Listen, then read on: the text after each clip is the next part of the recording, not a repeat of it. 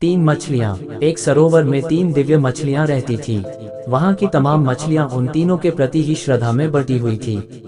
एक मछली का नाम व्यावहारिक बुद्धि था, दूसरी का नाम मध्यम बुद्धि और तीसरी का नाम अति बुद्धि था। अति बुद्धि के पास ज्ञान का असीम भंडार था। वह सभी प्रकार के शास्त्रों का ज्ञान रखती थी।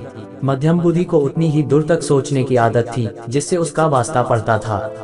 वह सोचती कम थी, परंपरागत ढंग से अपना काम किया करती थी। व्यवहारिक बुद्धि न परंपरा पर ध्यान देती थी और न ही शास्त्र पर। उसे जब जैसी आवश्यकता होती थी निर्णय लिया करती थी और आवश्यकता न पड़ने पर किसी शास्त्र के पन्ने तक नहीं उठती थी।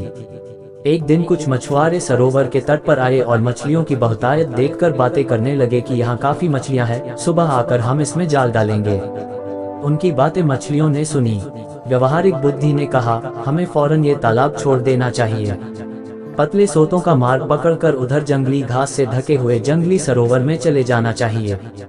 मध्यम बुद्धि ने कहा, प्राचीन काल से हमारे पूर्वज ठंड के दिनों में ही वहां जाते हैं और अभी तो वो मौसम ही नहीं आया है। हम हमारे वर्षों से चली आ रही इस परंपरा को नहीं तोड़ सकते। मछुआरों का खतरा हो या न हो, हमें इस परंपरा का ध्यान रखना है। अति बुद्धि ने गर्व से हंसते हुए कहा, तुम लोग अज्ञानी हो, तुम्हें शास्त्रों का ज्ञान नहीं है। जो बादल गरजते हैं वे बरसते नहीं है।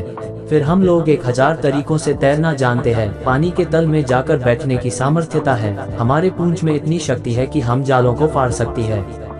वैसे भी कहा गया है कि संकट से घिरे हुए हो तो भी अपने घर को छोड़कर परदेश चले जाना अच्छी बात नहीं है। अव्वल तो वे मछुआरे आएंगे नहीं, आएंगे तो हम तैरकर नीचे बैठ जाएंगी, उनके जाल में आएंगे ही नहीं। एक दो फंस भी गई तो कुछ से जाल फाड़कर निकल जाएंगे। भाई, शास्त्रों और ज्ञानियों के वचनों के विरुद्ध मैं तो नहीं जाऊंगी।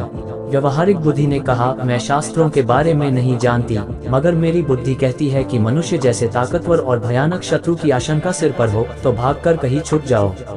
ऐसा कहते हुए वह अपने अनुयायियों को लेकर चल पड़ी। मध्यम बुद्धि और अति बुद्धि अपने परंपरा और शास्त्र ज्ञान को लेकर वहीं रुक गईं।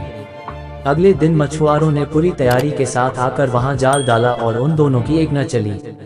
जब मछुआरे उनके विशाल शरीर को टांग रहे थे तब व्यवहारिक बुद्धि ने गहरी सांस लेकर कहा, इनके शास्त्र ज्ञान ने ही धोखा दिया। काश इनमें थोड़ी व्यवहारिक बुद्धि भी होती। व्यवहारिक बुद्धि से हमारा आशय है कि किस समय हमें क्या करना चाहिए और जो हम कर रहे हैं उस कार्य का परिणाम निकलने पर क्या समस्याएं आ सकती है, ये सोचना ही व्यवहारिक बुद्धि है।